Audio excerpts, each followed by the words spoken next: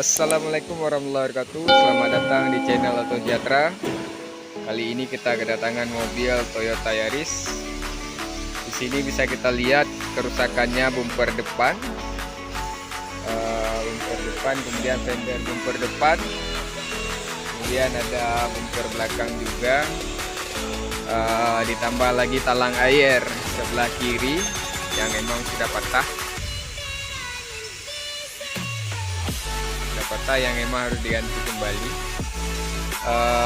Kemudian permintaan dari konsumen untuk kabin full body. Ini perkiraan perbaikannya selama 3 hari. Untuk perbaikannya kita tunggu review selanjutnya.